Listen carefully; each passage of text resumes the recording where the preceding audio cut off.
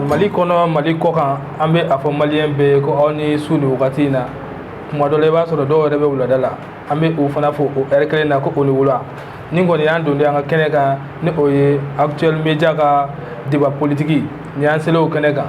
kuma lasurunya la an tɛna temps ba ta donc an b'a fɔ bɛɛ ye k'a fɔ an ka maa welelenw kɔni bɛ kɛnɛ kan yan déjà i n'a fɔ aw ɲɛ b'u la o maa welelen o bɛ wolo jɔn ni jɔn na an ɲɛ bɛ an kini bolo fɛ fɔlɔ maa fɔlɔ min bɛ yen ni a bɛ fini bilenman na o ye Bill Bill Traoré donc o min dalen b'o ka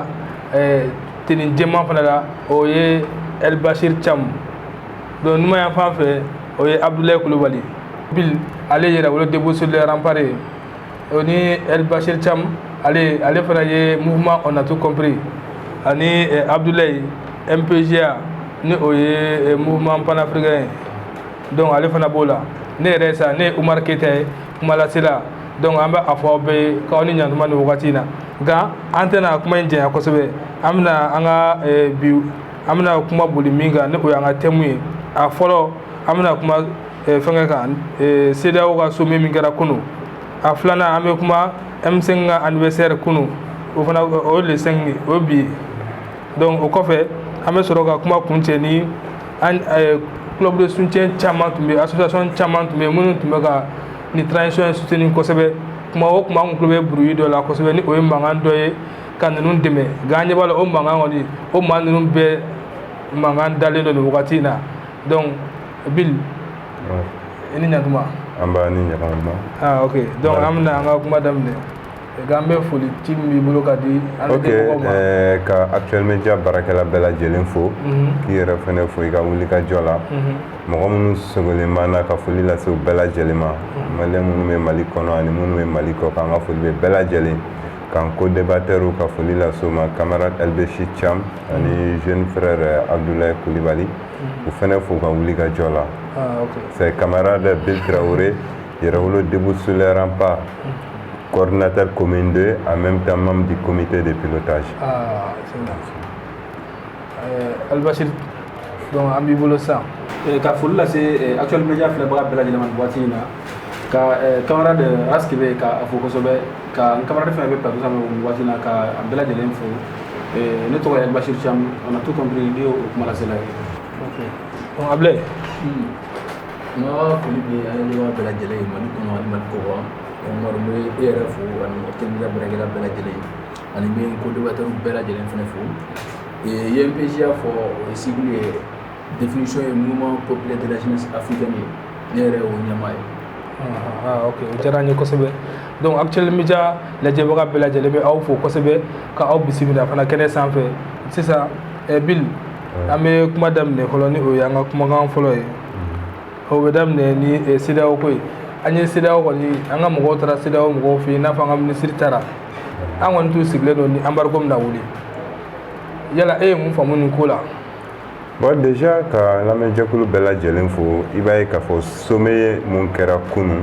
Accra sommet fila de kɛra ɲɔgɔn fɛ kelen qui était consacré sur la CEDEAO et l'autre sommet aussi était consacré sur l'UEMOA donc o sommet fila tɛ kelen mais n'i ye CEDEAO ta k'a jate minɛ a tɛna fɔ a fila bɛ nafa man bon a fila bɛ nafa ka bon kosɛbɛ mais ni CEDEAO ta k'a jate minɛ u ka sommet in na sujet mun tun b'a kɔnɔ sujet phare tun ye la situation du Mali,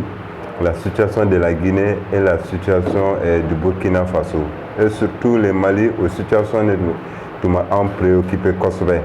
Maintenant, sommet kɔnɔla la yanni sommet don cɛ i b'a ye taa ni ka seginw cayara an ka jamana ɲɛmɔgɔw ni mɔgɔba wɛrɛw ni ɲɔgɔn cɛ. I b'a ye autorité de la télécommunication farafinna mɔgɔ minnu sigilen don k'u janto media ko ni fɛnw na u n'an ka autorités ye rencontre kɛ kuma falen dina u ni ɲɔgɔn cɛ u y'a laɲini k'a fɔ u ka laɲini ye jumɛn k'a fɔ ko France 24 ni RFI n'o y'a sɔrɔ u bɛ se ka segin ka na cogo min na Mali kɔnɔla la o kɔfɛ tuguni kunun sommet in yanni kunun ka se kun na se ni Goodluck Jonathan fɛnɛ nali dɔ kɛ an fɛ yan nɔ donc u n'an ka transition mɔgɔw kumana donc ni démarche ninnu bɛɛ lajɛlen an b'a bisigi k'a fɔ ni tun bɛ ka kɛ de yanni sommet yɛrɛ résolution ni ɲɔgɔn cɛla la mais an bɛ se ka mun tɔmɔ bakurubaya la rencontre in kɔnɔna la mɔgɔ bɛ mun fɔ ka sommet a reporté k'a bila les 3 là pour que la décision di mun a reporté mɔgɔ bɛɛ ye mun focaliser mun kan o ye premier ministre le fait que dans les recommandations il a été dit de former un gouvernement d'union nationale avec tous les partis politiques et les forces vives de la nation. Donc il a été dit aussi de d'amener quelqu'un qui est neutre au niveau de la primature. Quelqu'un qui est neutre, là, en ce moment, nous, on n'a pas compris ces mots-là. Neutre, dans quel sens? On a une famille, là, on a politique, on a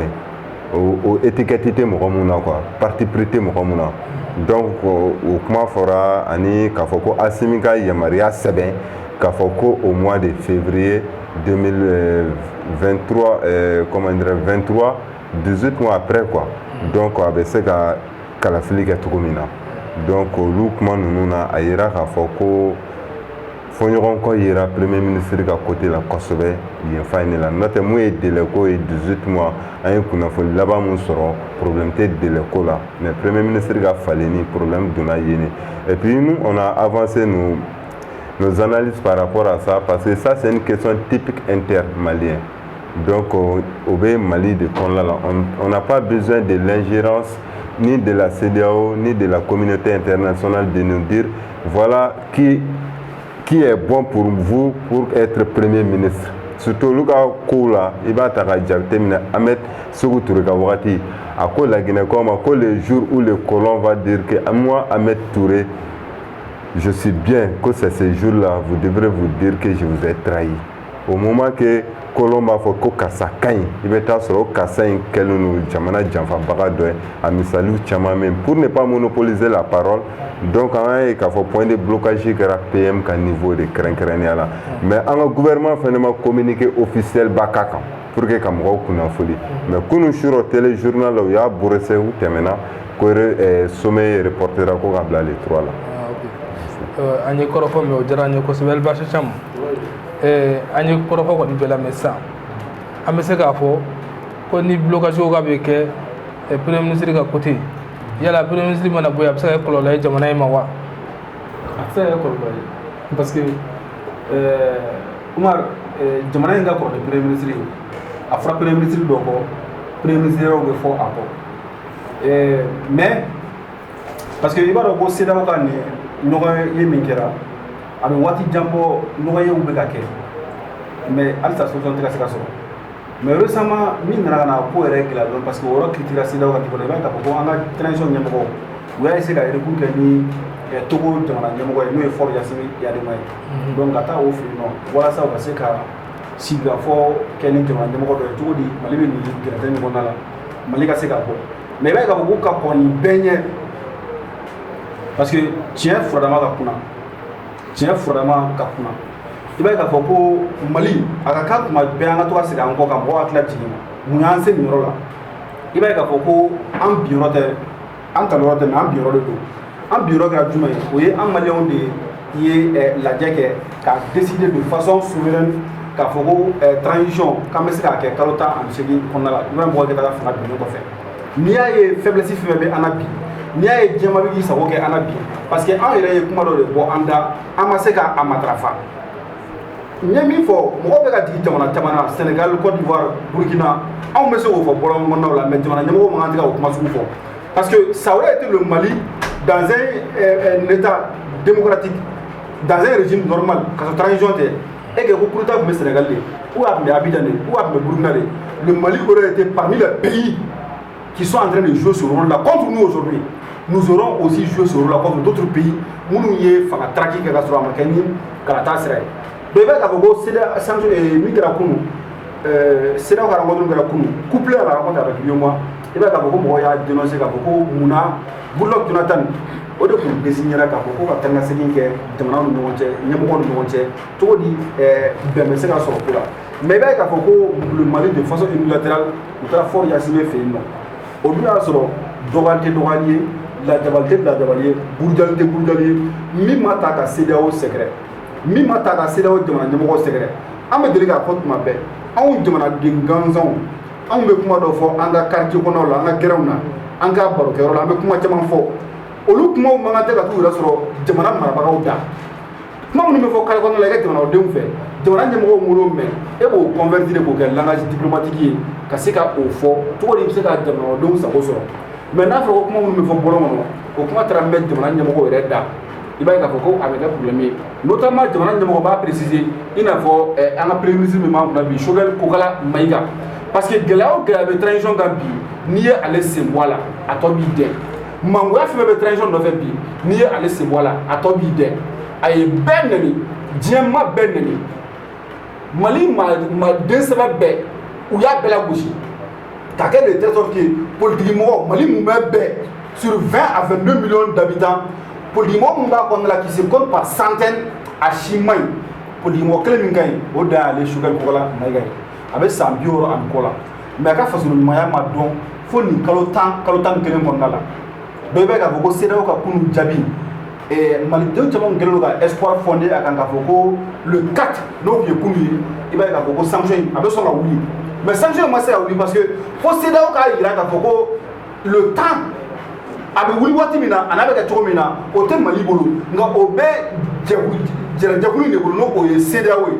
anw yɛrɛ ye CEDEAO ye père fondateur ye a bɛ se ka fɔ yɛrɛ CEDEAO yɛrɛ hakilina bɔra anw yɛrɛ fɛ yan nɔ mais an tɛ se ka fɛn dɔ sigi sen kan k'an bolola bila a gafew la l'état est une continuité jamana ɲɛmɔgɔ minnu ye CEDEAO composé minnu y'a créé Mali tun b'a la o a hakilina bɔra Mali la o c'est pas parce que olu sara bi ou k'olu tɛ yen bi ko bɛn kɛra min kan ko jamana ɲɛmɔgɔ minnu bɛ yen nɔ sisan k'olu ka essayer ka bɔ o kɔnɔna la an ko CEDEAO yɛrɛ parce que n'i y'a kuma fɔ les gens pensent que i bɛ ka CEDEAO dɛmɛ mais CEDEAO ye fila ye il y a la CEDEAO des chefs d'État an t'an yɛrɛ ye min kɔnɔna la n'anw bɛ fɛ u ka yɛlɛma mais il y a aussi la CEDEAO des peuples n'anw bɛ ka kɛlɛ kɛ min ka se ka lakuraya parce que mɔgɔw b'a la k'an ka bɔ CEDEAO la an ka bɔ CEDEAO la mɔgɔw y'o kuma fɔ hali kunu lajɛ min kɛra ni embargo maintenu la mɔgɔ dɔw y'a kuma la wuli ko mun na k'an tɛ bɔ CEDEAO la an tɛ se ka bɔ CEDEAO la bi an tɛ se ka bɔ a la sini hali k'a dan embargo binnen Mali kan les peuples de l'espace CEDEAO ont été solidaires avec le Mali malgré le fait que jamana ɲɛmɔgɔw suivant les textes u ye sanction ta mais leur peuple Abidjan yɛrɛ a gɛlɛyara kosɛbɛ Abidjankaw tun bɛ ɲini ka wuli ka président kama ko parce que ko mun na sanction binna Mali kan Sénégal pareil Burkina pareil Guinée pareil on a été soutenu hali k'a dan population y'an soutenu an tɛ to CEDEAO kɔnɔna la an bɛ se ka kɛ mun de sans la CEDEAO et je pense que la décision de la CEDEAO hier c'était prévisible il faut que a ka dɔn fanga bɛ jɔn na il faut k'a ka dɔn kumakan laban ye jɔn ta ye je pense que CEDEAO bɛ ka autour de jouer an na parce que a donna malidenw kunna k'a fɔ ko non an ka gɛlɛya bɛɛ ye CEDEAO an k'an sen bɔ CEDEAO ko la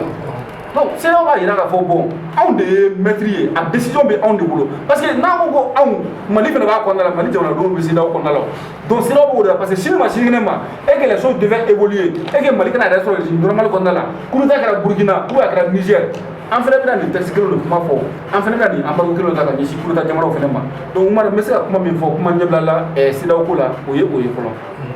Ablaye ne ko Mali yɛrɛ tɛ bɔ CEDEAO la sa wa yaasa an bɛɛ ka lafiya wa walima e ko cogo di o kuma in na bon mɔgɔ minnu y'o kuma fɔ Mali ka bɔ CEDEAO la je pense que u tɛ ka tiɲɛ fɔ maliyɛnw ye i bɛ maliyɛn fanba lajɔ sisan a bɛ k'u ɲɛna ko n'an bɔra CEDEAO la o ye embargo de wulilen n'an bɔra CEDEAO la an b'a kɛ cogo di nous allons faire comment an ka bɔ CEDEAO la bɛna gɛlɛya wuli yan fanga bɛ senna olu tɛ se ka bɔ CEDEAO la CEDEAO yɛrɛ texte kɔnɔna la parce que an tɛ régime normal kɔnɔ olu tɛ se ka bɔ CEDEAO la mais supposons que olu ka se ka bɔ CEDEAO la n'an bɔra CEDEAO la an bɛna mun de kɛ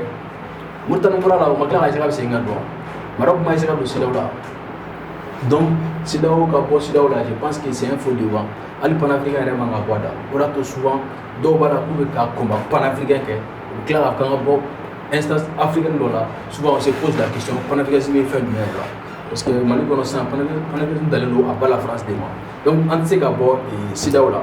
bon CEDEAO ka décision personnellement ne ye mun faamuya a la i b'a fɔ camarade Bilili ye kuma min fɔ est ce que ni Choguel ko kun don an tun tɛ ɲɔgɔn faamu wa Choguel ka bɔ yen gouvernement de mission ka na bɛɛ b'a dɔn o de kɛtɔ don o de kɛtɔ don quoi pour ceux qui savent lire entre les lignes hali ni o ma demandé o kɛtɔ don déjà donc ni Choguel ko don an mun bɛ sɔn ça c'est sûr et i b'a ta k'a lajɛ si on était vraiment dans un pays de rigueur sisan b'a sɔrɔ Choguel yɛrɛ renvoyé la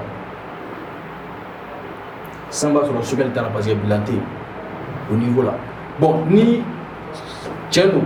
an kelen dɔrɔn ta de kun don si c'est vrai an kelen dɔrɔn ta de kun don anw de ma sɔn u tun bɛ sɔn ka communiquer Guinée kan u tun bɛ sɔn ka communiquer Burkina kan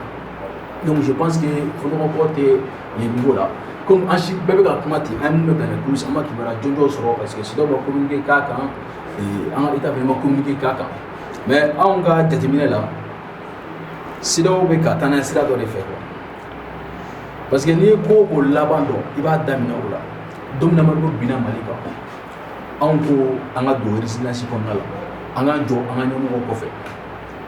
u ko an ma qu'ils ont un plan de riposte an ko an jɔlen b'u kɔ mais u ka continuer ka négocier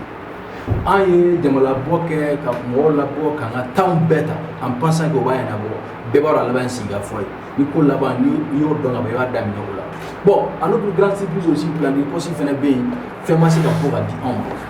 plan de riposte ye jumɛn ye fɛn kelen tɛ yen i bɛ se ka min yira ko nin ye plan de riposte ye sɛgɛn bɛ maliyɛnw kan gɛlɛya bɛ maliyɛnw kan donc SIDEAO fɛnɛ bɛ ka a ka temps bɛɛ de ta ni anw ye sisan c'est à dire u bɛ fɛ k'an se an dan de la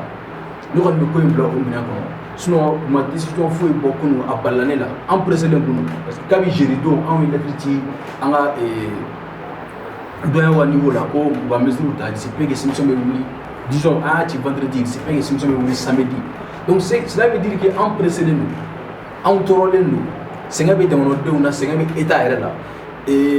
kalo tɛmɛlen ko CNT mɔgɔw ma sara sɔrɔ ça veut dire ce que ça veut dire n'an continue la tan fɛnɛ minnu b'a la ko kalo an bɛ taa an ka sara ta an t'a dɔn ko embargo bɛ yen u tɛ sara sɔrɔ n'an continue ta olu fɛnɛ tɛna sara sɔrɔ donc en grosso modo SIDEAO ka nin démarche ne b'a bila o minɛn de kɔnɔ u b'a fɛ k'an se an dan na sinon Choguel ko in kɔni ne kɔni t'a a ko ye ni Choguel ko don ça b'a sɔrɔ an ye ɲɔgɔn faamuya olu ko ninnu na parce que Choguel n'a pas de bilan peut-être dans les débats an bɛ se ka tila k'olu développer ɲɛfɛ. ok an y'a faamu Bill. ok sisan yala an bɛ se ka Mali ka nin kɛlɛ in an bɛ se ka don combat panafricain kɔnɔ ni o ye farafinna lapasali kɛlɛ dɔ kɔnɔna an bɛ se k'a bila a kɔnɔ. combat panafricain fɔ tubabukan ne tilara k'a fɔ bamanankan na merci beaucoup farafinna ka libération l'indépendance totale c'est ce qui est demandé par les Africains donc yanni n bɛ mun fɔ ko délai ko kuma ne bɛna mun fɔ délai ko kuma la délai ko kuma bɛnnen don diɲɛ bɛɛ da fo communauté internationale. Cogo di? La communauté internationale quand il y a eu l'intervention de Serval en 2013 quand Barkhane est venu dans sa résolution 2100 du 25 avril 2013 mun fɔra a fɔra dans son chapitre 12 ko MINUSMA bɛnalen Mali la ko san kelen ka di MINUSMA ma ko MINUSMA bɛ kɛ sababu ye ka Mali dɛmɛ pour que Mali bɛ se ka a ka intégrité territoire bɛɛ lasɔrɔ cogo min na o ma kɛ san fɔlɔ 2013. mais yala a laban kɔnɔna la an bɛ to ka i b'a fɔ ko un renouvelable yala o ma k'a kɔnɔ wa. oui ni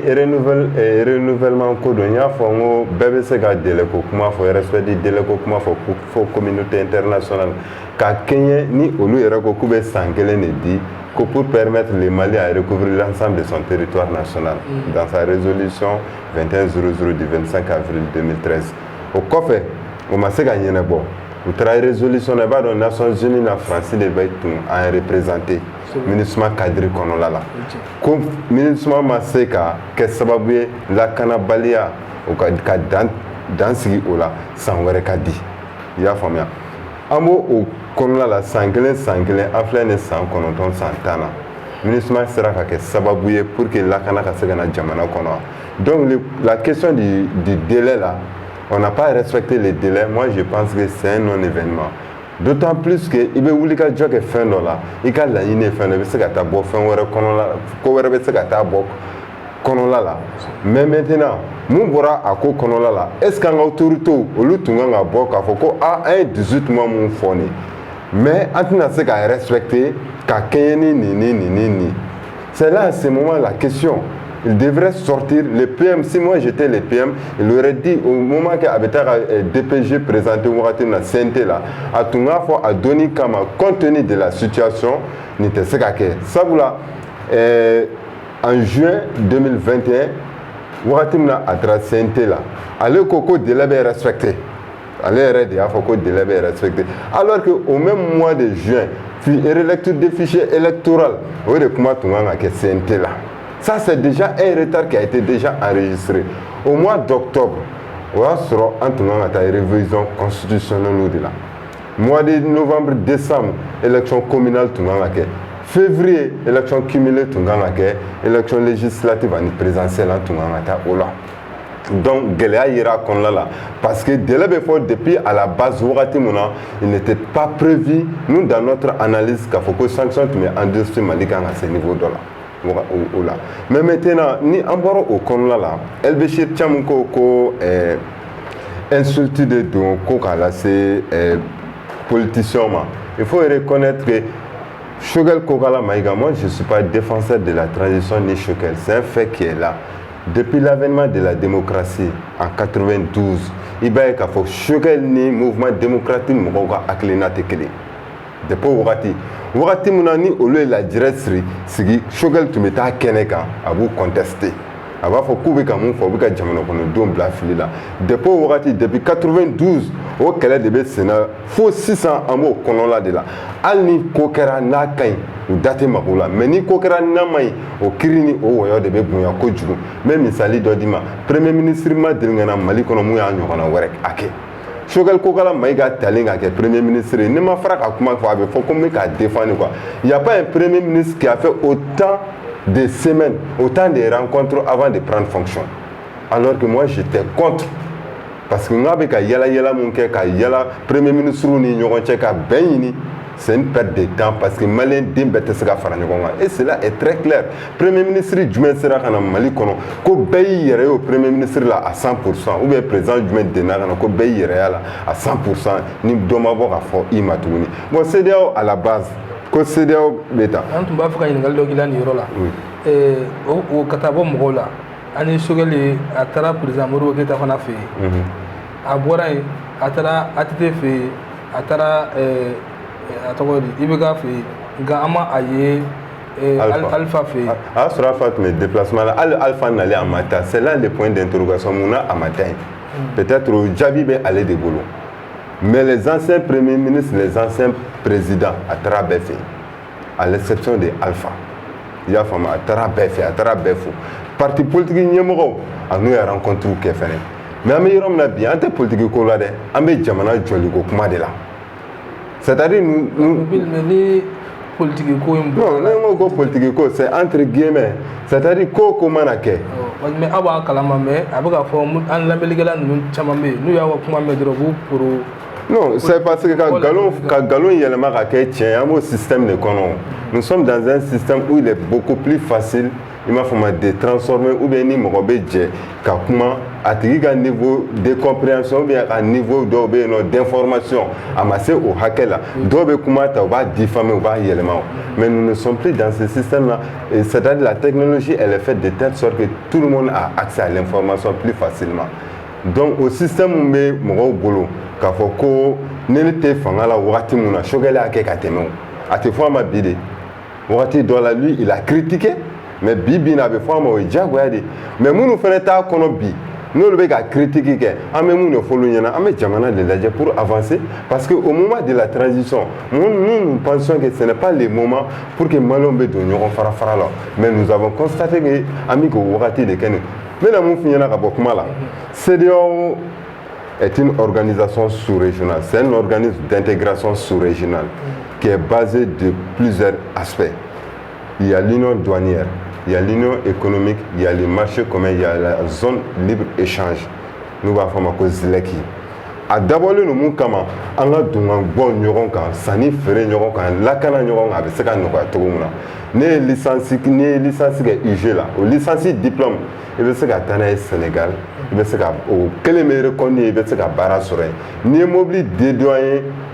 comment dirais-je Burkina ni donna n'a ye Mali la l'esprit de la CEDEAO c'est ça i man ka dédouaner tuguni o facilité camanba de bɛ yen à la base la CEDEAO est une très bonne chose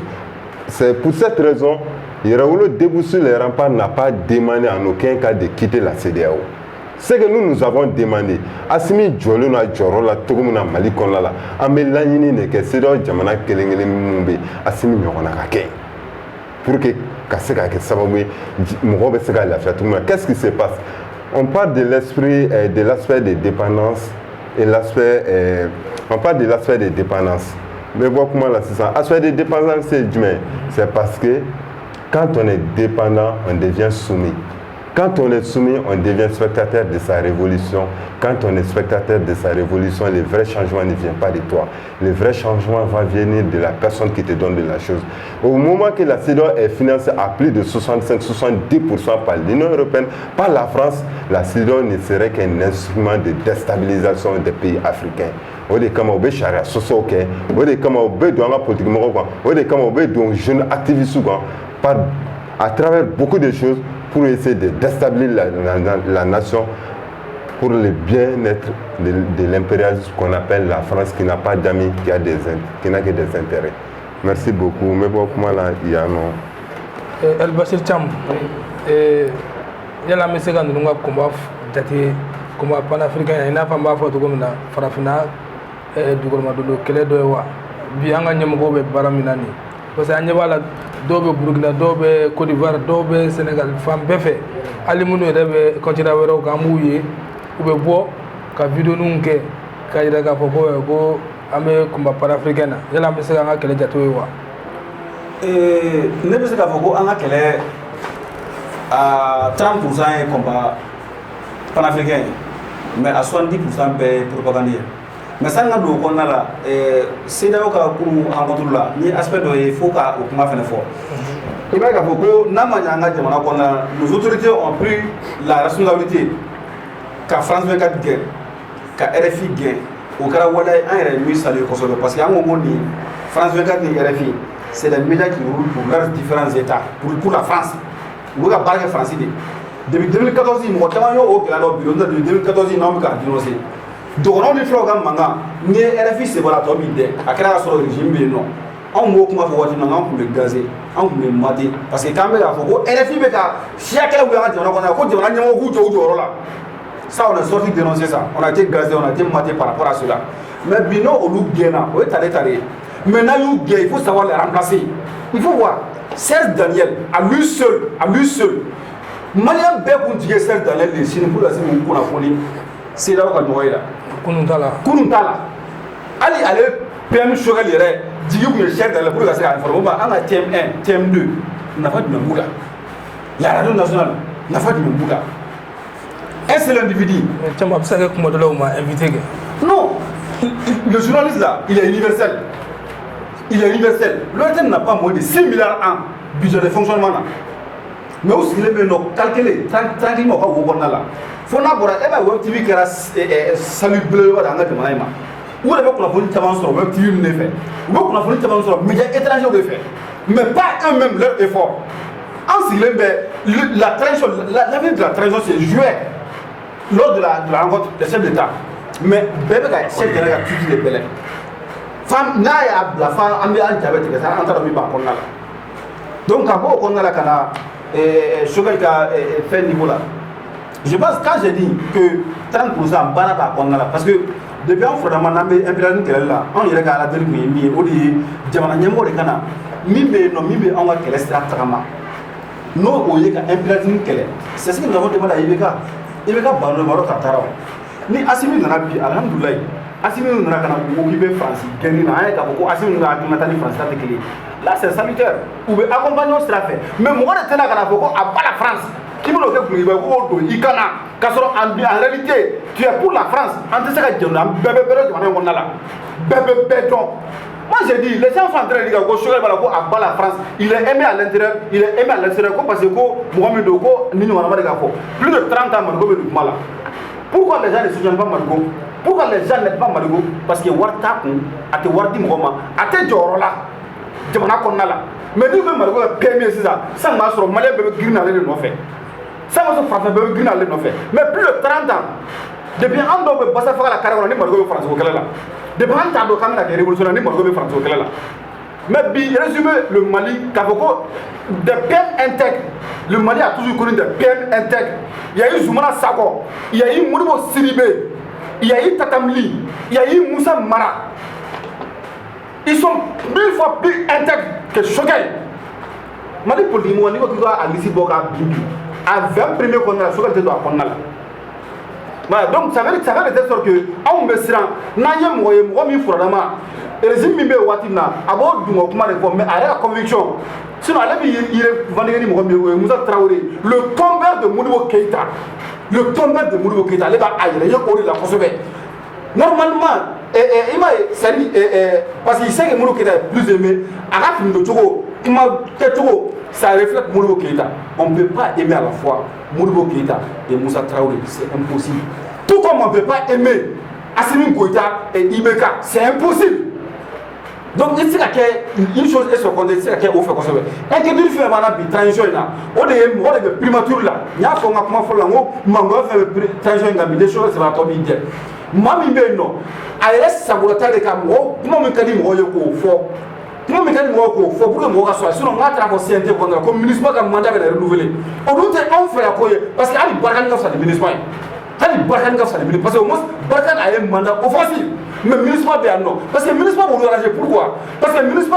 jamana ka do so min to jamana ka anga la so mun c'est mairie ni position la be jamana ka anga fonctionnaire nous former jamana yi pro diko bela et pourtant wara be bolé mais ministre de ko ke ibanga c'est mairie tamaye c'est renouvelé par la ministre il veut forager le tamana c'est fait par la ministre il veut qu'on soit jolé c'est fait mais nous sommes dans un état en guerre les hommes armés ne peuvent pas venir chez nous et s'impliquer seulement dans la construction d'écoles d'hôpitaux ou la réflexion de nos anaméries. C'est pas leur vocation, normalement. Mais ils préfèrent casser la quête de la parce que ça leur permet, au lieu de la baramingue, au droit de détourner, le ministre au baraké. Mais tu sais que Kumadola, le ministre au baramonké l'État. À tes jamana indépendants.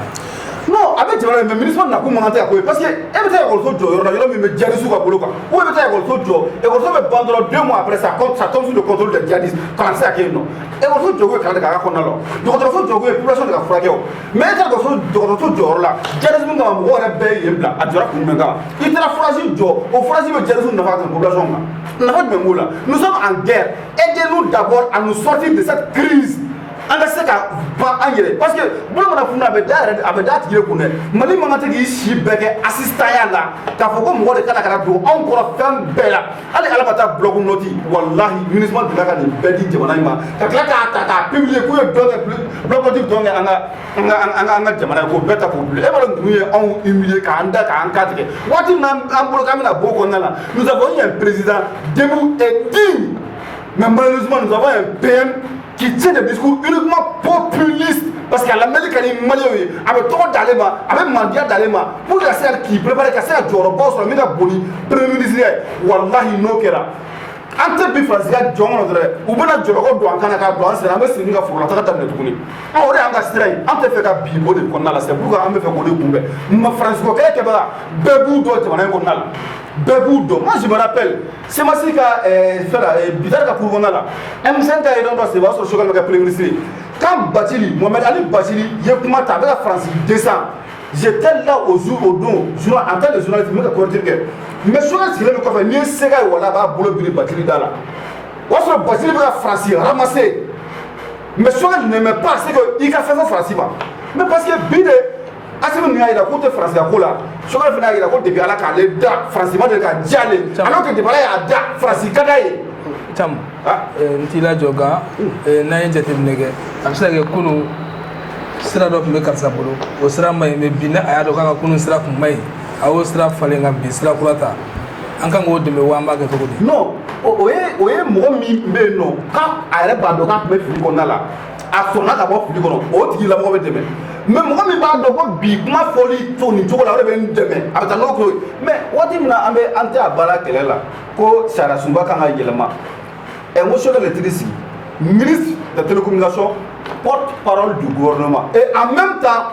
directeur de l'autorité malienne de régulation de la télécommunication en RTP. A dit si il était là, il y a clé, il y a clé pour la côté à la. A clé là, il faut qu'un santé, il y a clé, parce qu'il y a clé, il y a clé. Allez, ma clé attaquer M5 pour le président. Moi, je me compte moi de faire bi. Sinon, quand on me dit que bon, mieux que l'on fasse un peu fort, je retire ça. Mais moi, je me compte faire bi. Sinon, avec le contraire, il fait fort. Est-ce que moi, je vais t'attaquer comment? Moi, je n'ai pas posé une voiture, je n'ai pas de fort. Avec moi, je n'ai pas de fort. a ye nin kuma bɛɛ fɔ ka i bɛ ka tanu kun mun b'a yira bi ko n'i y'a mabɔ nin transition na k'a tɛ tila ka yɛlɛma transition kɛlɛli la tuguni mandiya fɛn fɛn b'a nɔfɛ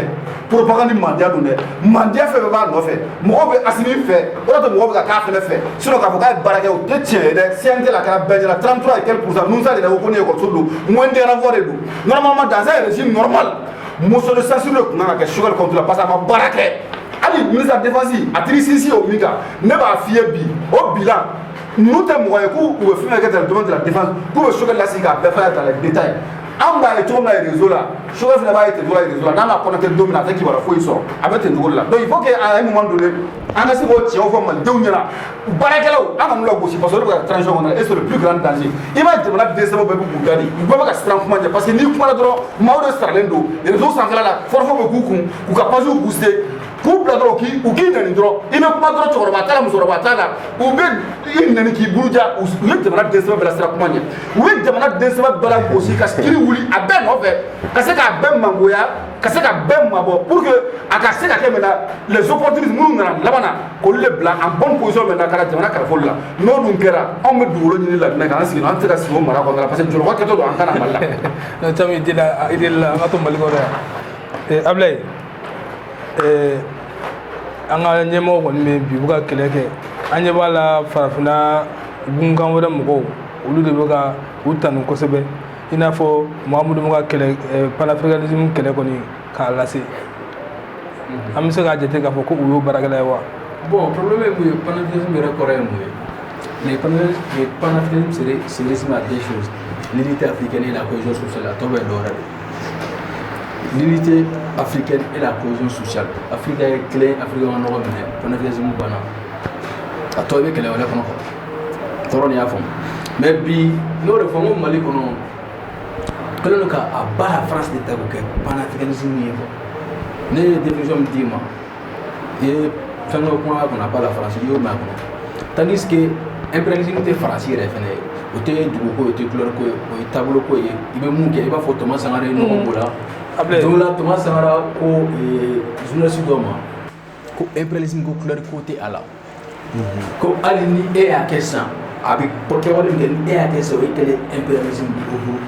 couleur ko tɛ a la n t'a dɔn n'i y'a faamu o ye au niveau ye i b'a fɔ camarade Bili ye kuma fɔ ko délai communauté internationale man ka kuma délai ko kan je pense que c'est ce que moi j'ai constaté dans cette transition à défaut de mener un débat de fond on tire sur l'extérieur pour camoufler notre incapacité à répondre aux besoins de la population c'est ce que j'ai remarqué dans cette transition j'ai bien El Béchir bɔra k'a f'i ye surtout moi anw de y'a ta o to yen don min na M5 bɛ taa kuluba kɔnɔnaw fɛ yen dɔ de y'i sinsin ko tile kelen tɛ fara o transition tɛ respecté ce n'est pas ce même Choguel communauté internationale b'a sɔrɔ an bɛ k'o fɔ wa est ce que olu ka kuma ye je pense que olu y'a sɔrɔ an bɛ k'olu kuma fɔ olu y'a sɔrɔ Mali kɔnɔ yan an yɛrɛ bɛ k'a kuma fɔ transition délai ka respecté donc ni an tɛ se ka débat de fond an bɛ taa kɔfɛ chaque fois Choguel a un bilan quel bilan quand les camarades disent que Choguel taara ka taa mɔgɔw fo o de bɛ s'allier je pense que pour pouvoir évaluer une personne il faut tout d'abord connaître ses tâches o y'a ka baara de ye a ka tâche y'o de ye yala de don i yɛrɛ nana i ye programme dɔ de di i yɛrɛ ma n'o ye péage i bɛna nin baara de kɛ axe 4 don i bɛna i b'o baara kɛ ko ka lakana sabati Mali dugukolo fan bɛɛ kan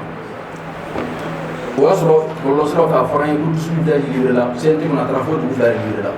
o dugu 2 yɛrɛ fɛnɛ kuma bɛ ka caya donc cela veut dire que o ma se ka kɛ à 100% sinon n'o tun kɛra sinon sɔrɔ élection kɛ o kɔfɛ ko ka politique sɛbɛnw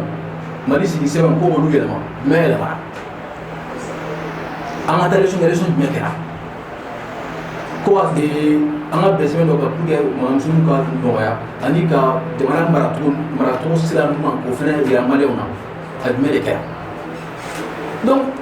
gouvernement yɛrɛ auto évalué o y'a to kuma daminɛ n k'i ma si on était dans un état de rigueur Choguel tun bɛ taa yɛrɛ k'a sɔrɔ hali mɔgɔ ma kuma parce que a b'a dɔn mun bɛ k'a kɔnɔ Choguel bɛ ka kuma minnu fɔ yala o kuma ninnu maa bɛ sɔrɔ jamana in kɔnɔ min b'a ɲɔgɔn fɔ wa mais e bɛ se ka mɔgɔ dɔn ka tɛmɛ mɔgɔ yɛrɛ kan a yɛrɛ y'a auto évalué est-ce que 33,87% de kan a bɛ ka kuma jumɛn de fɔ ko an m'o fɔ yan Choguel y'a fɔ anw de ma problème kɔnɔ k'anw bɛ ko Faransi régime de b'an bila ka Faransi kɛlɛ pour que incapacité de Choguel y'o fɔ an na u dɔn de tun bɛ problème kɔnɔ donc Faransi kɛlɛ y'anw sɔrɔ la quoi Faransi kɛlɛ ko tɛ Pour nous, ça c'est un combat c'est un combat qui doit se faire permanent,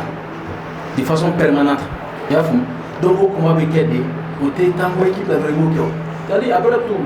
comment il avec elle ou alors se va sur la faire bien de la sur le monde parce que les mamans n'ont pas là. Quand les camarades disent que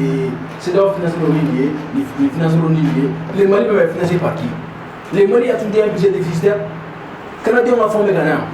Entre avoir dans une mission à Natuni. Banque islamique, on doit continuer à faire toujours. Donc je pense que nous, nous des drones, on peut nous faire. Sinon, on a débat des fonds qui est bilan du même pays. Camarades, je sais que nous avons bilan discours. Donc, ni iko ni bena ni bara dike ni le ka bara yi itara tu rek ko itade o tanga man de la Mali kono ko tant que les peuples maliens ou nos autorités n'apprennent pas à sanctionner la médiocrité de manière d'arrêter parce que la note est médiocre mo ni de manière marako ani malien vrai ni ama frère suya beke c'est-à-dire médiocrité quoi femme c'est-à-dire nous de notre némay ndoro ya fond médiocrité tant que nama frère ka ndoro ma fo bana la tuna médiocrité pour na nous mai quoi tant que nama frère ka to toucher ka boy kana ni mai en temps relation donc il faut que olu ko ka sabati olu ga ke donc plan africain ou be ka barake déjà il va donc on te fait le qu'on là quoi nous ne sommes pas des super nous avons une bonne faculté de raisonnement et raison bien à mon analyse de guerre en fonction de cela mais nous les leaders il veut en savoir et ça n'y va fort moi va ça va nous ne sommes pas dans cette démarche donc c'est un peu ça on va faire un move fort là ok donc Bill oui amna c'est anga temun flanama no anga anniversaire mu besina sa no M5 tay bien le 5 juin donc amba donc M5 créera le 5 juin de fait donc ani be mo lo ka akoni abara damne ko anga anniversaire ke yala anniversaire in kelika kanwa ana kelimanga. Ok, d'accord. Il y a une question parce qu'il y a eu des interrogations qui sont sorties dans la déclaration du camarade. Dire que à bas la France, vous devez faire un gland. À Clara Kafoko, au moment que vous devez faire la France, gagner que Chogal Kokolu je pense qu'il se contredit lui-même. Vous devez faire la France. J'ai répété ces mots. Nous ne pouvons pas faire ce qu'elle est pour faire les blala pour camoufler leur incapacité. C'est pas là. Et tu n'es pas français qu'elle est. Et tu n'es pas qu'elle est. Voilà, mais maintenant, ce que tu dis, la définition que tu donnes concernant l'impérialisme, dire que c'est l'unité africaine, la cohésion, le panafricanisme, la cohésion et la cohésion sociale. Panafricanisme na nebolo oega panafricanisme on met impérialisme là nous menons un combat contre l'impérialisme, la lutte contre toutes sortes d'injustices. Il m'a famille il panafricanisme là oega Afrique cohésion oega unité sociale, un combat qui n'a rien à voir avec le combat contre l'impérialisme. Ode kama on met combat mona contre la France était ce qu'on fait parce que le livre montako kala et panafricanisme livre donc peut-être nous on a terminé déjà à ça. Nous sommes dans un combat d'idéologie, la décolonisation de la mentalité. Nous sommes dans ce combat là. Comment décoloniser cette mentalité qui a souffert autant d'années, autant de siècles. C'est ça notre objectif. Parce que l'impérialisme a fait de telle sorte que follow impérialisme quel est humain. Où tu mets Joloko de Dumornifuna, tu as quel cadeau là qui mine, qui siri, qui bougo, qui blafal barara. Quand quitte Gawati, nous, au de tu meke. Maintenant, si ça non, impérialisme mène un système où est au de Kamala, c'est donc est devenu qu'un instrument qui est là maquillé pour implanter pour la recolonisation au bout de notre temps. C'est donc quel est nous impérialisme ga quelqu'un minani. A Kadi Olé. Tout comme on a cédé au sera des faits, on sait qu'à contester. Ni au Borak à Foko à bas la France. Que veut dire à bas la France? Nous n'aimons pas la France. nous n'aimons pas la politique française, disons. C'est ça qui veut dire. Moi, je peux dire que Oumar, Abba Oumar, c'est parce que la France a fait plus de 400 ans. En 1958, général de Gaulle, quand la 4e République est tombée, le général de Gaulle a été rappelé au pouvoir. Quand il était à la retraite, allé de Francis Joe à Saint-Flacan, sur la site de terre. Wakati muna France be États Amérique genga buka dugugolo koka. France do ne mabwa ka keleke. Ulle mabwa ka keleke ko an kakainte an sera yere koro aita. Ba gouvernement kana ka décision appliquée au Qatar.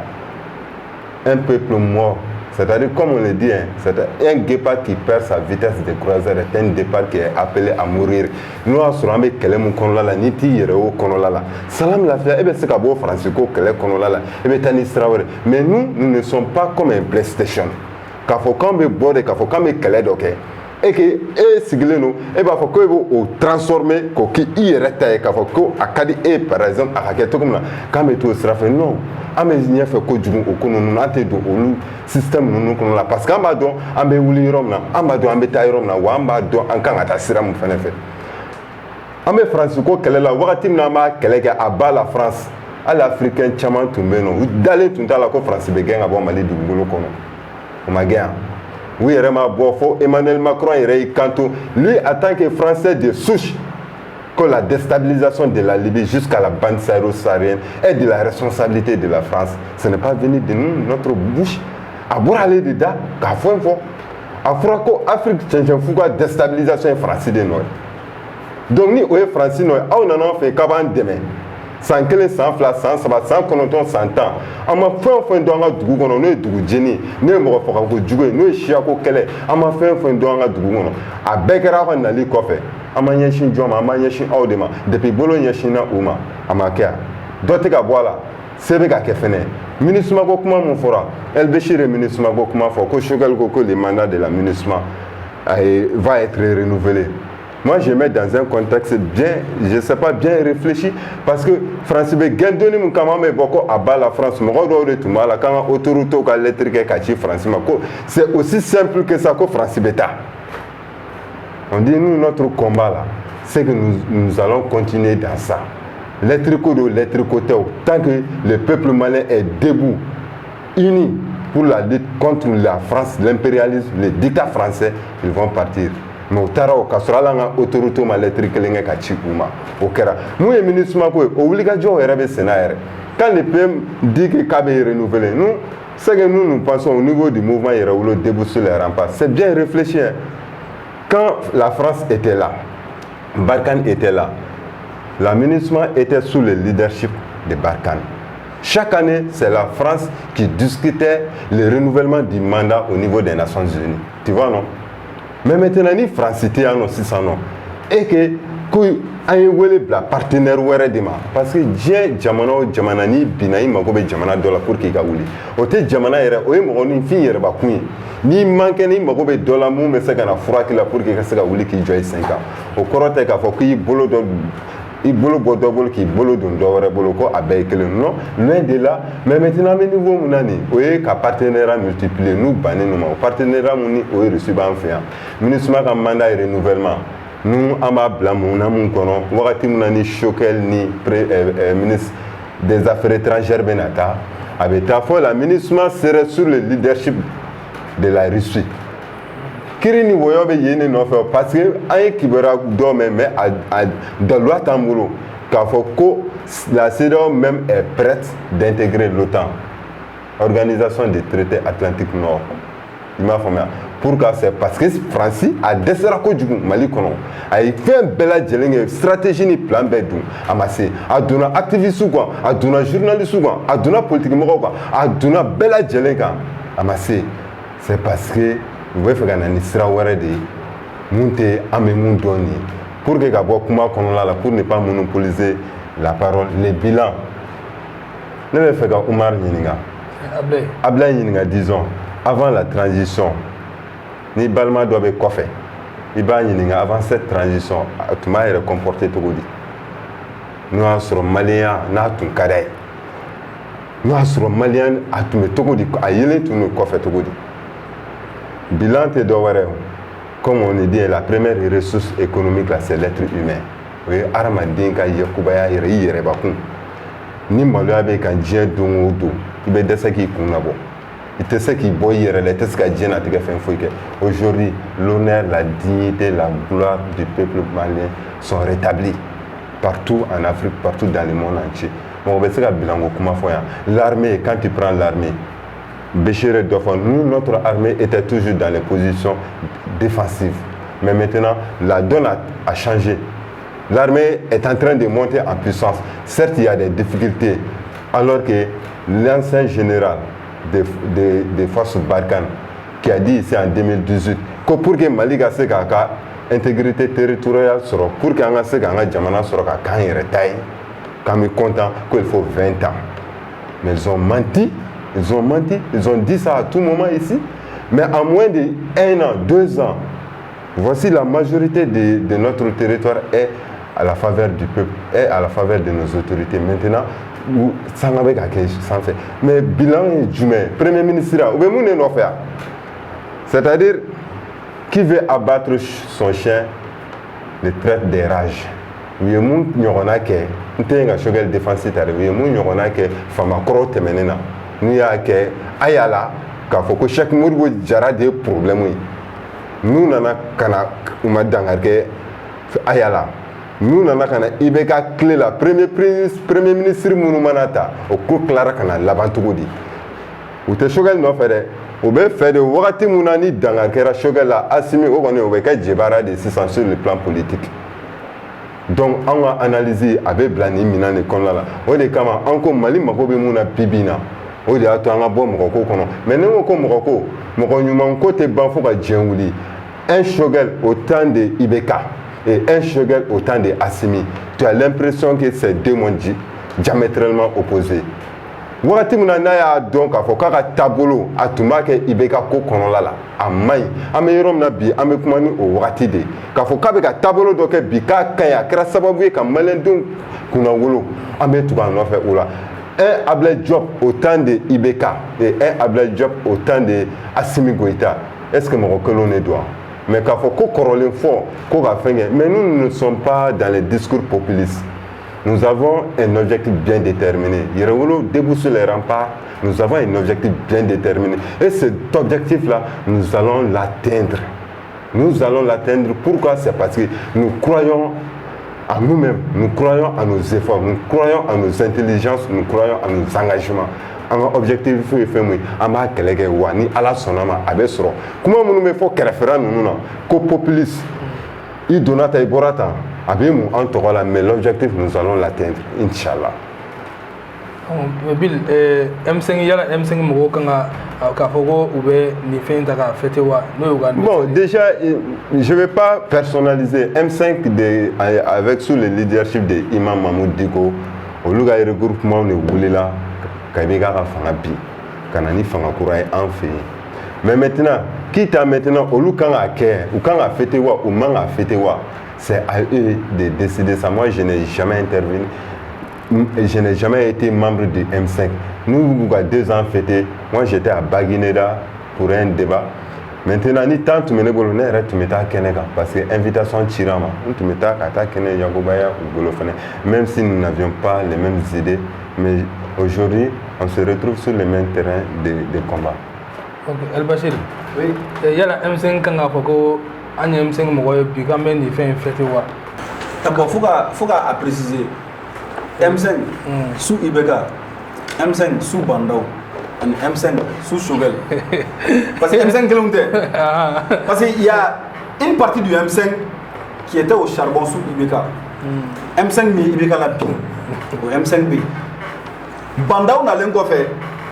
IBK bien fait. Nous you tunjungona. C'est y compris IBK est créé. Nous you tunjungona. Canada do M5 mandala. Nous le gars qui l'a fait. Non.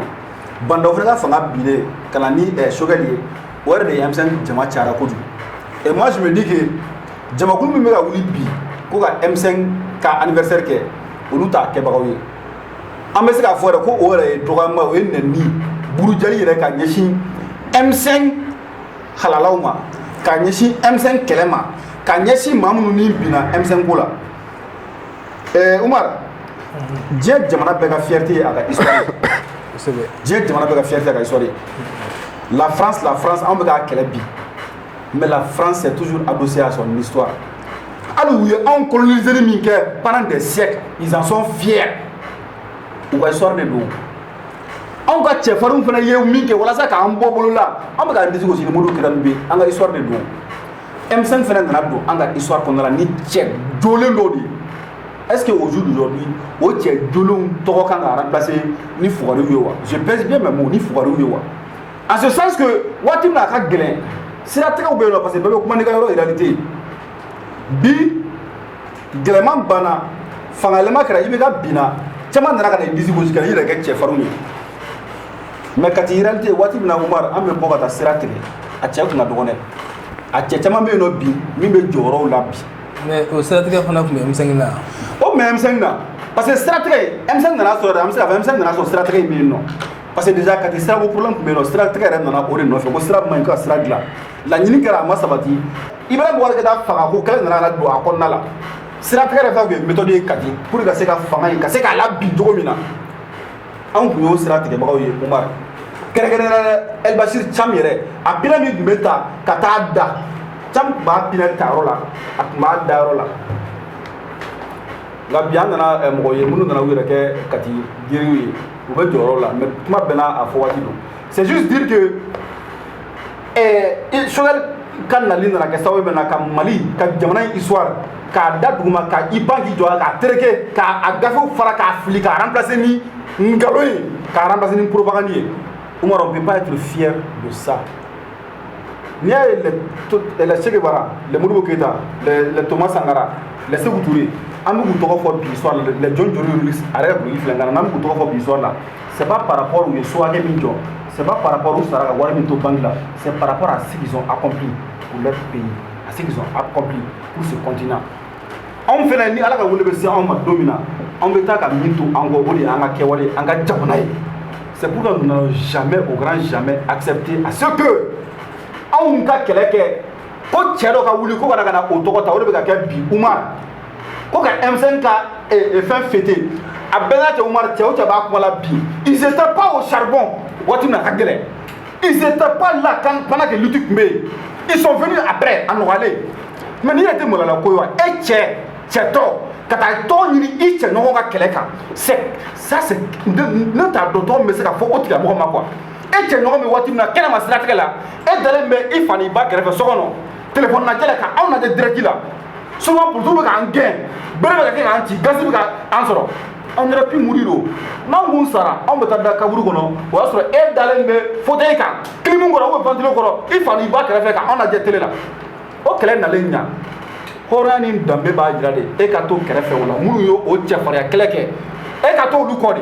e tɛ se ka wuli k'i bɛ na olu ɲɛfɛ o de bɛ ka kɛ bi Umar an tɛ se k'an yɛrɛ ye a kɔnɔna la. ni caman kuma dɔ la n'i tora kɛrɛfɛ jamana est-ce que i bɛ jamana ko la bilen. non jamana ko tɛ dɛ c'est à dire minnu tun bɛ salon kɔnɔ dɛ olu tun kan ka to salon kɔnɔ hali fanga binnen kɔfɛ olu tun kan ka to salon kɔnɔ mais c'est à dire quoi Umar ne t'a dɔn ce que le Malien veut encore Malien mana wuli ko Mali la ko jeune bɛɛ feerelen don jeune bɛɛ kɛlen don k'a yɛrɛ jago mais pourtant nous nous efforçons d'être ces jeunes là que les Maliens demandent les Maliens de l'espoir. Anw tɛ nata mɔgɔ bolo wari la k'an man ka hakili labila anw tɛ nata jɔyɔrɔ la k'an man ka kunkinna k'an man ka kɛlɛ jɔ o wari tɛ se k'anw san parce que anw bɛ min nɔfɛ wari t'o sɔrɔ anw bɛ min nɔfɛ jɔyɔrɔ t'o sɔrɔ Modibo Keyita ninnu tɔgɔ bɛ ka f'u kɔ Toma ninnu tɔgɔ bɛ ka f'u kɔ k'u ye min k'u ka jamana ye anw fana bɛ fɛ n'an sara an fana tɔgɔ de ka f'an kɔ c'est pourquoi an tɛ jɛn n'a ye cɛ ka taa ka t'i sigi k'i bɛ taa tɔgɔ ɲini an ka kɛlɛ kan depuis an y'a kuma daminɛ fo bi e bɛ ka mɔgɔ wɛrɛ ye ka kuma Kati kɛlɛ ko la tuguni ni Kati kɛlɛ kɛbagaw tɛ wa personne mɔgɔ si tɛ se k'a kɔrɔbɔ i cɛ tɛ yen i warikɛli kun o i kɛra jɔyɔrɔbala o Kati kɛlɛ i tɛ se k'i da to a la n'i kun tɛ terrain sanfɛ mɔgɔ bɛ compter bolokɔni na donc M5 ka bi kɛlɛ i b'a ye k'a fɔ ko Kati jɔyɔrɔ bonyara la Sikaso jɔyɔrɔ bonyara la Kayi jɔyɔrɔ bonyara la mais depuis Choguel yɛlɛla fanga la e bɛ ka Sikaso mɛn e bɛ ka Kayi mɛn e bɛ ka Sikaso mɛn Kati tɛ ka mɛn Sikaso tɛ ka mɛn Kayi tɛ ka mɛn nin bɛɛ bilala kɛrɛfɛ parce que maaw de wulila dɔrɔn k'u ka varzini ta dɔrɔn ka boli dɔrɔn kɔnɔ o bila Choguel kɛrɛfɛ a kɛra nakɔrɔmɔgɔw des gens qui n'étaient pas là o de y'a to M5 kɛlɛkɛla Mali est révolutionnaire à Horombe, à Sebamabé, sont restés à l'écart, unis, déterminés, soudés, derrière la patrie. Parce que nous pesons les mots. Nous avons toujours soutenu la patrie, le Mali, pas des individus. Assimi est un bon travailleur, mais moi je ne soutiens pas la personne de Assimi, je soutiens le Mali. Parce que Assimi, Assimi, mais même Nola, Nana Soren, Nametaka Toy, Oye Jamana, Ambe Jamana de Deme, moi Jamana servi qu'à Barake, Amourou Deme, mais moi n'a pas trop ni Warani, Amourou Kele, Foromi. Ok. Ablé, M5, yala M5 quand à propos. Ni un anniversaire bi le 5 juin ko la nyamayawa. Bon, je pense que big moi que ya ki tagabone qu'est-ce qui a marché, qu'est-ce qui n'a pas marché. M5 kono. En vrai que la M5 kono. Coordinateur aussi qui gono ne rega zone ne au coordinateur. Voilà, donc maintenant on fait quand M5 me content parce que biga bini sanche en ma gele mo le donc tu n'as pas on me content on me fait avec en bas que ni danaye en bas que ni boyaye ce n'est que ça big moi ga miridi M5 moi ngi si gala de o ga timna ante fangala bando nu kumbe bara do kuma mbolo na mo le ko 10 points partager sur 17 actions je pense au 10 points munu musera kala munu masika kala bara to e jumay mune kera ni le be malien je ko après la mawo hagli de bo mo oh mawo voilà o de problème yi mi to ko kuma plateau chama ga ngo malien ne be mali politique ma ke kuma fla folay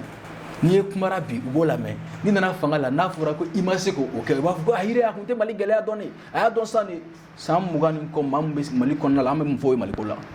abi système kon na la sam mugani ko am fo donc akumba bedon na bora assise la mere kera 10 points na o assise fena kofe ay tamba en beta assise kofe sisa kabi mois de décembre mere fena appliquer assise kon na la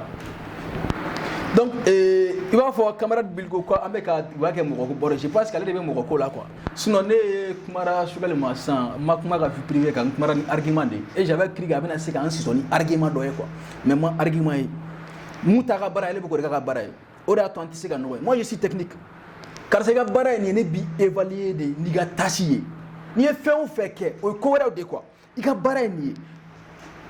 PAG ni ne anga ni barake akanga ke ni konnala sogale yere mun ne argument ko amargo baliga barake PAG amargo sikida baliga le 9 janvier ka le 10 là PAG kanga ba mois de février kalogalen ke damaro no baliga so ma siga PAG baraga si 90% soit 80 au minimum c'est que il te barake là de donc je m'attendais à ce que akan soni olukuma no mais je vois que oluta akono donc ala be ga mun fait pour moi et au lieu d'été audi tasira nini anga ngatani ne fe nini anga barai ibe ma évaluer en fonction de cette tâche moi je suis technique o temele ko fait et avec kuma Francis Kombako là camarade Thiam Flani ni jeune folo be mali ko mu ni kala ngam lu fek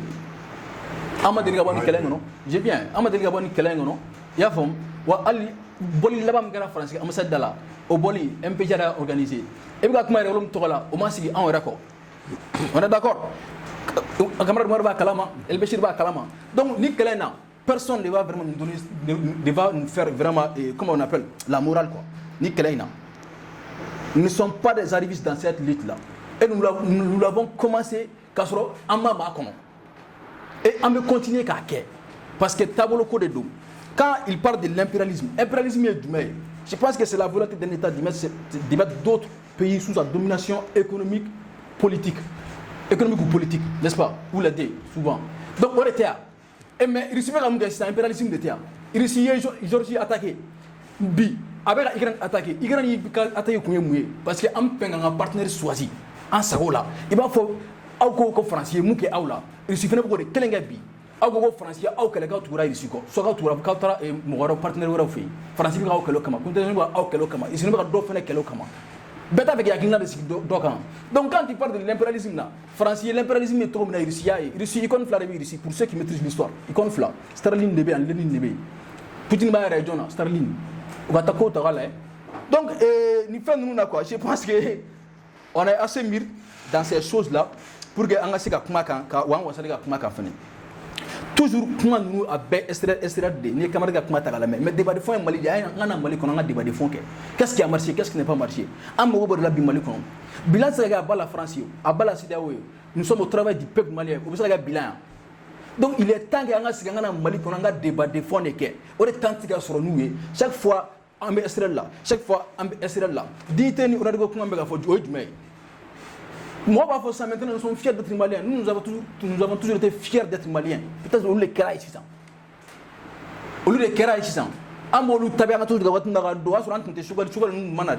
Donc nous avons toujours été fiers de ces pays-là. Donc on a des dignités. Et toi, tu es toujours dans la dépendance. Il va falloir arrêter la station de dépendance. Dépendance de Konala. On a des dignités de merde de sang dans la CMA avec les verbes. Donc on ne peut pas gérer un pays avec des verbiages. Qu'on se dise la vérité, travaillons d'abord. Bon, Armée Gakola, n'était polémique Armée Gakoka parce que n'était na dolu kono quoi. Parce que les gens veulent politiser notre armée là, n'était na date de là. Armée ni exploité, armée ni exploité, n'était na date de là. Parce que l'armée en bêta redo, personne ne va, c'est-à-dire n'était na date de là quoi. Il peut vraiment essayer de politiser cette armée là. N'était sur au mot fait maman moqué. Il y a faut bien. Merci. Bill. Oui. D'accord, déjà, il y a un point pour juste me permettez, Ablaye Gora a terme d'offre quand on parle de l'impérialisme, exemple, tu as réussi à l'Ukraine. Mais nous faisons anti-ukrainien, anti-géorgien, réussite à l'Ukraine. Par contre, un Malien français de Dégati, Alpi français Dégati, on est cas. Maintenant, l'histoire entre la Russie, l'Ukraine, la Géorgie, les États-Unis, je l'invite d'aller, comment dirais-je, lire un livre après la guerre froide, dans les années 1960, où à Cuba, quand la Russie a demandé d'installer ses arsenaux, son arsenal militaire. Et à l'époque, il s'est trouvé que les États-Unis disaient Kabo Konola, accord de Minsk 2. Oui, débat, l'accord de Minsk 2. Au Loubé, non, l'Ukraine, déjà, ça, ce n'est pas notre problème. Kafoko, on est venu encore, au moment où on a France, qui est impérialiste, quand on a impérialisé. Ça ne tient qu'à lui. Ce n'est pas nous notre souci. Mais maintenant, il a parlé de verbiage qu'on ne parvient pas à trouver comme nous mégake, comme on veut en ko Horiani Dameni Franco à des rois ko on ne peut que sentir que les Maliens à la c'est ça. Ko et aller me couler depuis Wagati Janka et Malien à la contexte, il fallait quoi, Kaka et contexte, mais ça se comprend quoi. Il a essayé d'éviter ça, parce que nous faut,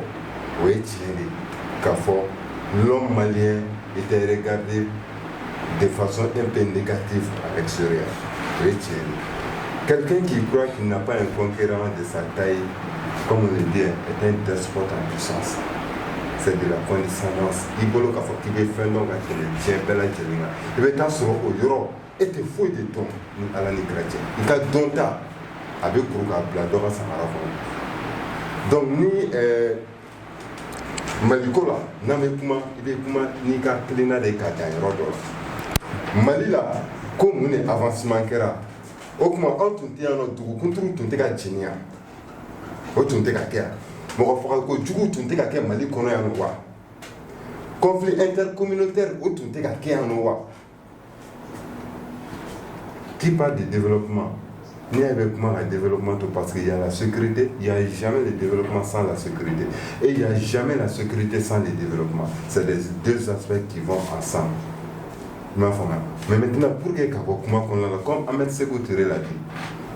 si nous n'avons pas la dignité de la révolte, nous subirons la souffrance de la résignation. Qu'Allah nous en garde. La lutte que nous sommes en train de mener, ce n'est pas une lutte destinée à une personne. Ce n'est pas une lutte pour soutenir une personne, c'est une lutte idéologique. C'est un combat contre l'impérialisme. C'est une lutte idéologique. Ni bi yere au konola là d'accord. Mais ni ti yere au konola, il fait ni ka hacker et tout. Mais dès là maintenant, nous on me kama keleke tout comme en aucun cas, la formation que nous sommes en train de subir, les études que nous sommes en train de faire, nous sommes aguerris par rapport à toutes ces critiques stériles dans l'atteinte de notre objectif. Mais dès là maintenant, rentrer dans la lutte de X ou de Y, saboter cette lutte-là, Iraolo ne se voit pas dans cette optique-là. Nous, l'ingérence dans les mouvements, je sais pas, dans les actes, c'est pas notre problème. Notre lutte, elle est très très connue. La lutte contre l'impérialisme, qui est une lutte exogène, et il y a aussi la lutte endogène, la mauvaise gouvernance et tout ce qui s'ensuit. Sur ce, nous devons folie là, c'est Ablaïma, c'est camarade Elbeshima. Même parfois, nous en plein autre clé, mais cela ne veut pas dire que nous ne sommes pas complémentaires. On avait débattu en fin de bon, quand Bella Djelin fois, la média coulou, un actuel média, quand folie là, c'est Bema. Un phénomène qui fait un faux, quand il y a eu début sur la rampe, à Tchèba. Merci beaucoup. Oui. Ka signal ça ka fulla c'est actuellement média flebra bela jelema ka fulla kuraya alsa raskebe le camarade raskebe mami fene do afere nga wuli ka joga bongo sobe maliko ina ka jira ka foko ambe transition min konna tanto andronte jema de sigleno ka anaje farafina jamana chama no munum be alsa franci walma jamana ro fene ka mara konna la au delà même de l'Afrique jamana chama no munum fene be puissance ro fene ka mara konna la benye ba la même ka malla les gens se disent que si ça peut être possible au Mali, ça peut aussi être possible chez nous. À ma mère, quand je suis Burkina, j'ai échangé avec les jeunes là-bas. Au lieu d'espoir même Mali, il y a espoir de Manaïka. Mais il faut reconnaître que tableau d'obé non, en tant que baninga bono à la côtière. Parce que en Ibéra que les fait à la côtière, en mangante ali au déclin de transition qu'on a là. Il y a la mabe dame de la follow. Et puis à la méga France, il faut toujours prendre le meilleur chez l'autre, même si c'est ton ennemi. Il y a une fusion nous fait une fois, satellite nous fait une fusion nous fait là. Maintenant a inspiré là, Allemagne là, le régime nazi. États-Unis quelqu'un Allemagne envahi avec les alliés, quelqu'un Allemagne envahi, à Angleterre surtout États-Unis surtout la Russie ou donnez-moi faire que nous nous fait notre technologie là. Où il y a tellement de samagata nous et pourtant c'était de collaboration, c'était des officiers russes même et allemands même, nazis même. Mais donner des bouts là où samagata nous donner comment. Amérique français min kele fait d'homme ça que français fait non mimi c'est quand on nafa on y a fait frodama ya foka foko en kele frodama a sur le tableau même côté c'est même pas la personne de Macron par exemple français président encore do non lu président là non lu tête nous Macron de bien non Macron ne bisa décision taka ni ban français frafina non na le ma ta ma kele forum na mais kele tani français ka deun yera ni ñogonté parce que djeba donc a foko Mali konna la tungona ke munu skeleme français no be ka demain barami ge français gelaya konna la ka her la sanga jamana ma do nte machila bela jelembe o kalama c'est pourquoi ameni kuma fefe na mirna ni joro de be ana anga transition tabou la parce que ay ni kele feme ke ni sentiment bay konna ne bolo funa be dati ku ma chama wulen do bi ku jo ku rega sikaso tata ko transition ite sama dima elo luka u ku rega sikaso tata atete clé là ibega clé là aya clé là o lu kele fle sikaso tata la wa u rega tata fanga fme nyama a fanga be kala ka firi u tra ko tata re wuli fanga re nyama ante fe ka bion ora dingano parce que en fait démocratie en fait be fe ka andia jamana ngona am fe ka nga demsena diabo na foro ko tobu ko demsena beke u be ka voyager ku sena yela u be ta boîte lo be ta fe uno be ta o ma anu makanwa on gara démocratie o ma on démocratie mangate ka on fe diabo na foro tuma be on ne be chauffeur ona tuma be on ne be stratégie la nante kasola pour tout be ka ngain o ma on dara de wala sa ni gela be ndo nga wuli ko keleke wa non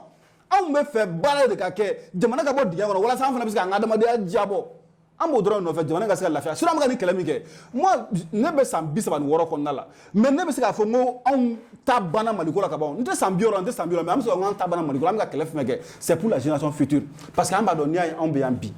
joloko tankana tansena do de sona ku sacrifier am wuli ka job na bi do de ake kun wala sa joloko ka bankana aka bansena ngale salisa anga akilna be ngoro gulo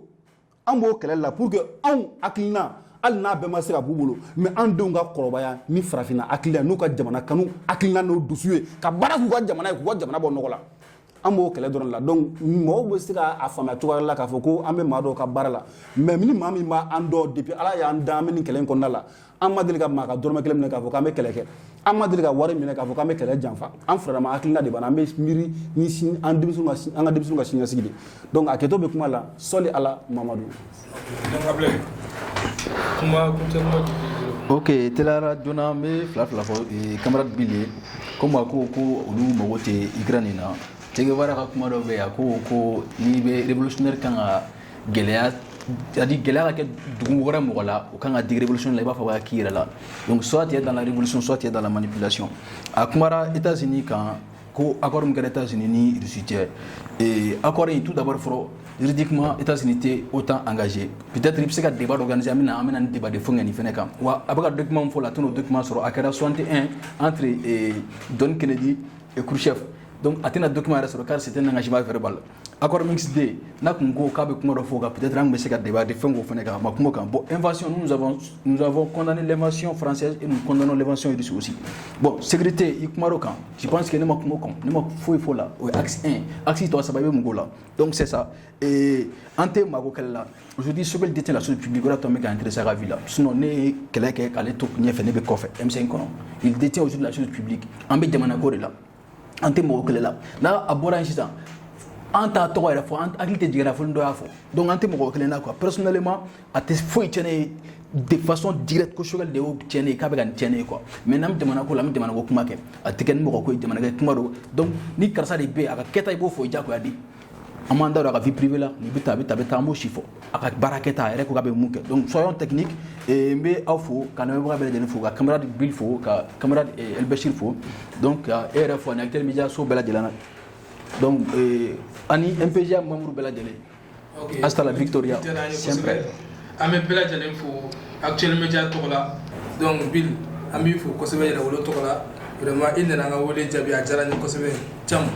foli belebele bɛ i yɛrɛ fana ye mouvement on a tout compris tɔgɔ la fana i nana wele jaabi ka a diyara n ye fana Ablaye MPGA tɔgɔ la an b'i yɛrɛ fana fo i nana wele jaabi a diyara actuel média ye donc ni kɔni y'a ka débat politique daminɛlen ta ni ala ye dimanche natɔ yira an na an bɛ don an ka débat politique numéro 2 la donc an bɛ foli kɛrɛnkɛrɛnnen di aw ma k'an filɛbaga bɛɛ lajɛlen fo mɔgɔw ma i bɛ ka actuel média filɛ nin wagati la walima i bɛna filɛ kɔfɛ tuguni parce que i bɛ yɛlɛ wagati min na i t'a filɛ kuma de an b'aw bɛɛ fo